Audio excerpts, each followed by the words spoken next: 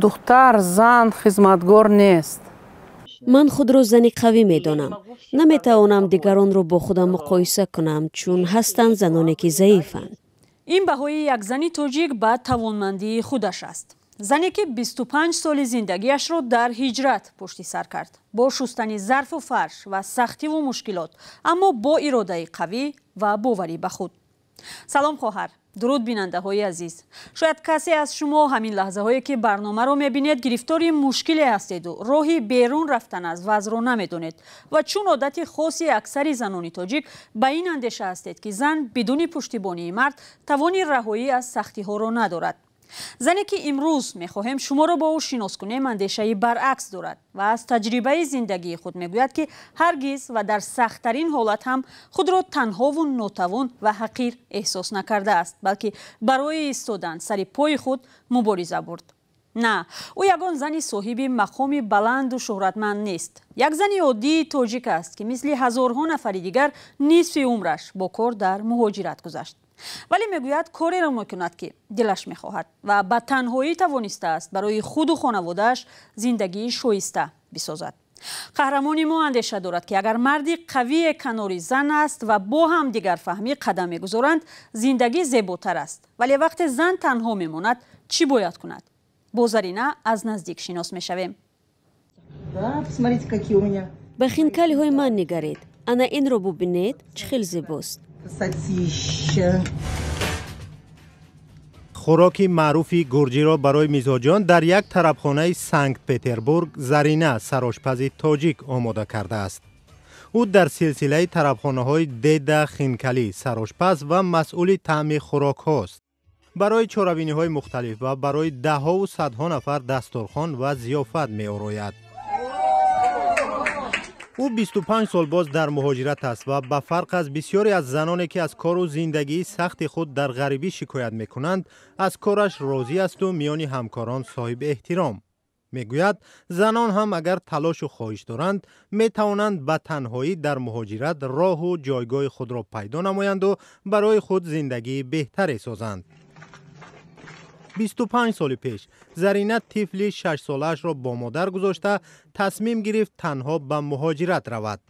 این قرار برایش آسان نبود ولی آن زمان او دیگر راه برای پیشبرد زندگی نداشت. Я работала в поликлинике в городе Куляве, поликлиника номер 2. من در درمانگاه رقم 2 شهر کولوب کار میکردم.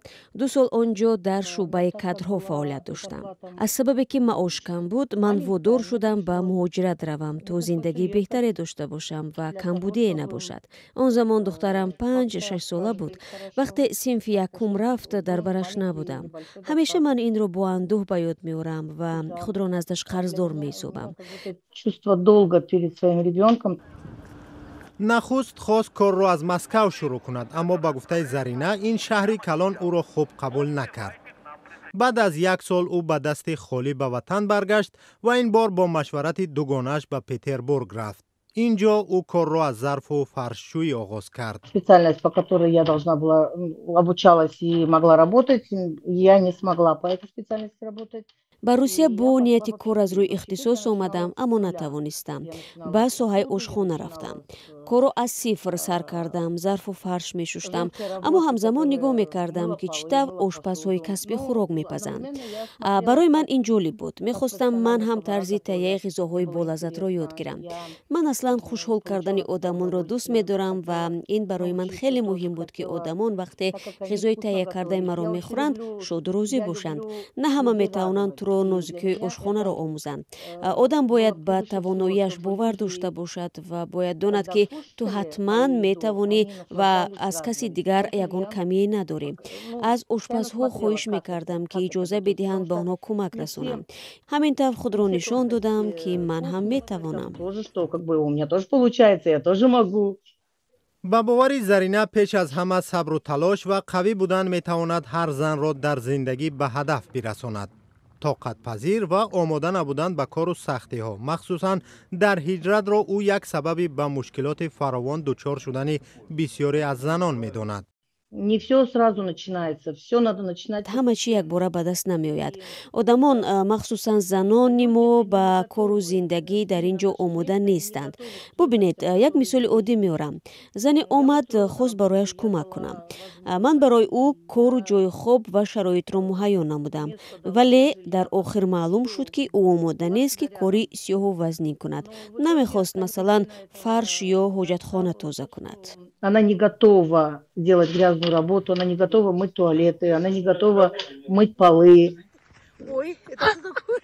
در حالی که مهاجرت طولانی برخی از زنان را افسرده‌حال و دل شکسته می‌کند، ظاهراً مصاحب ما اگرچه به آسانی این راه را طی نکرده است، اما بیچاره‌نالی نمی‌کند و به زندگی خوشبین است و تلاش دارد برابر با کار وقت خود را خوب گذراند. میگوید اگرچه ثروت زیاد جمع نکرد، اما توانسته است به هدف رسد. У меня была одна цель, чтобы мои родные, мои близкие, моя дочь. мақсадам ин буд ки пайвандони ман ба чизе ниёз надошта бошанд. духтарам хуб мактаб хонаду соҳиби маълумот шавад. ман ба ин мақсадам расидам. Для меня, чтобы у моего ребенка было все. тақрибан нисфи аз аҳолии тоҷикистонро занон ташкил медиҳанд. намунаҳои бонувони тавонову қавииродаи тоҷик мисли Зарина кам нестанд. аммо аз суҳбату муроҷиатҳои занон мешавад фаҳмид ки шумори онҳое ҳам зиёд аст ки вақте дар зиндагӣ танҳо мемонанд, барояшон як зарбаи сахт аст. баъзан фикр мекунанд бо ҳамин зиндагӣ барояшон ба охир расид. худро нотавон медонанд. нобоварӣ ба тавоноии занон дар ҷомеа ҳам зиёд аст. дар як назарсанҷии барномаи рушди созмони милал 99% пурсидашудаҳо дар тоҷикистон гуфтанд ба нерӯ ва тавоноии занон боварӣ надоранд. нисфи пурсидашудаҳо бар ин буданд ки мардон ҳамчун раҳбар дар сиёсат ва тиҷорат назар ба занон муваффақтаранд. бинобар ин пажӯҳиш на танҳо дар тоҷикистон, балки дар аксар кишварҳои ҷаҳон мардум ба тавонмандиҳои занон чандон бовар надоштаанд.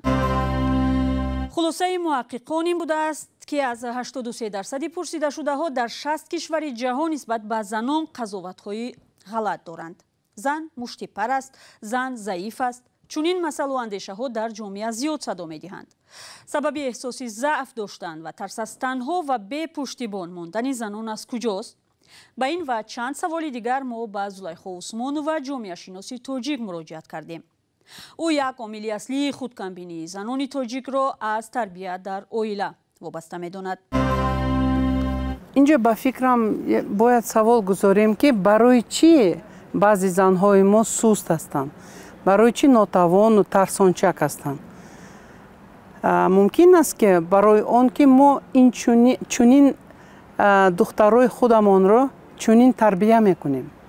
яъне мо чӣ мегӯем аслан бахти сафед металабем, чи бахти аввал, бахти охир ва ғайра ғайра. бахти сафед гуфта мо чиро дар назар дорем? шавҳари хубро, шавҳаре ки таъмин мекунад, шавҳаре ки мебиёрад ва ғайра. ва ба фикри ман яъне мо духтаронро худамон чунин тарбия мекунем ки онҳо фикр доранд ки танҳо бо шавҳар метавонанд хушбахт бошанд. яъне танҳо ҳаёти шавҳардор ин хушбахтӣ аст. тамом. дигар ягон ҳаёт хушбахт шуда наметавонад. аз хонум Зулайхо пурсидем ки оё воқеан зан ба танҳоӣ ва бепуштибонии марде метавонад зиндагии хубу муваффақ дошта бошад? мисолҳои зиёде ҳастанд ки занҳо бемард бошадам ҳар чӣ шуданаш мумкин дар зиндагӣ, дар ҳаёт. мурданаш мумкин, ё ягон ҷо рафта гум шуданаш мумкин, ё ҷудо шуданаш мумкин. ҳар чӣ шуданаш мумкин дар ҳаёт. ва ин хел нест ки бемард масалан зан бояд худро гум кунаду тамом аз зиндагӣ даст кашад. не. бемардам зистан мумкин аст. албатта бо мард мумкин хубтар бошад, хушбахттар бошад, лекин бемардам зистан мумкин аст. ҳеҷ гап надорад. бобои як шиноси ман деҳотӣ хуб ба тамоми 5 духтараш маълумоти олӣ додагӣ, яъне ҳамин хел кӯшиш кардааст ки тамоми 5 духтараш маълумоти олӣ гирад ва мегуфтааст ки ин маълумоти олӣ ин туққузи ваё, яъне приданное, да, туққузи ҳамин духтарои ман аст. Ман ҳичи наметиҳам ваёба вақте шавҳар кунӣ ҳамин маълумоти олӣ, яъне диплом бо худаш мебарад, ҳамун диплом вае мехӯронад. Мумкин аст ки хӯронад дар вақти масалан душвор. Ва фикрам мо бояд ҳамин хел кунем ки духтарои мо чӣ бошанд, да, мотивированӣ бошанд ба хондан, ба як маълумоти олӣ ё ягон касби хуб, ҳунар гирифтан. Яъне дорои касб бояд бошанд, да, дорои ҳунар бояд бошанд. масалан як зани оддӣ ва бе диплому бе таҳсил дар донишгоҳ вақте бо чанд фарзанд танҳо монд чӣ кор метавонад кунад? вазифаи аввалини мо дар ҷомеа ин аст ки мо ҳамамон бояд, зану мард бояд аз дастнигарӣ даст кашем. хона ба нашинад дасти касе ба нигоҳ карда. Ба фикрам ҳамин чизи бисёр муҳим аст ки мо бояд дастнигар набошем, талбанда набошем. Бояд худамон кор кунем, ҳаракат кунем, кӯшиш кунем ки зиндагии худро пеш барем. заноне ки ҳунар доранд, заноне ки ба худ боварӣ доранд, боварии сахт доранд, ҳамонҳо қавиянд албатта. вақте ки зан ҳунар дошта бошад, вақте ки ҳама медонад ки вай ҳунари хуб дорад, ва ҳеҷ вақт бепул намешинад вай зан. чӣ тавр мешавад тавонмандии занонро боло бурд то боварии ӯ ба худ бештар бошаду бидуни такя кардан ба касе тавонад зиндагии худро бисозад? медонед, ҳар кас дар зиндагӣ бояд мақсад дошта бошад ва ба фикри ман мақсади одамият умуман дар он аст ки мо бояд дар зиндагимон рушд кунем, рушд намоем. ва ба фикрам роҳи беҳтарини рушд кардан барои инсон ин хондан аст. хондан дар кор, яъне маълумот гирифтан дар кор, хондан дар кор, ягон касбро омӯхтан дар кор. духтар, зан хизматгор нест, хизматгор намебошад. ва бояд мо ҳамин психологияи хизматгорро дар духтаро чӣ накунем, тарбия накунем. духтаро ва писаро бояд як хел тарбия шавад ва ба воя расонида шавад. бояд, яъне чӣ қадар ки мо ба писар сарф мекунем, масалан пулу захираро, бояд ба духтар ҳамчунин бояд сарф кунем. ба фикри ман ҳамаи кор меояд аз дасти занҳо.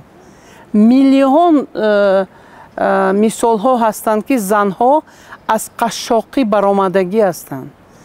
ба дасти худ, ба ақли худ кор карда баромадагӣ ҳастанд ва миллионер шудагӣ ҳастанд. ба бовари бархе аз дигар таҳлилгарони масоили занон, бовари ба худ ва шиорҳое мисли «ту метавонӣ» на ҳамеша метавонанд чизе дар зиндагии бонувони тоҷикро тағйир диҳанд. ба қавли онҳо муҳим аст ки барои занон заминаву шароит ва имконияти бештар фароҳам оварда шавад. маҳдудиятҳо ва бартаригузорӣ ба мардон аз байн бурда шаваду баробарии зану мард аз коғазу шиор ба воқеият табдил ёбад. дар ин ҳолат мумкин аст ибораҳое ба мисли «зан муштипар» ва ё «заифа» дар Тоҷикистон аз байн бурда шавад.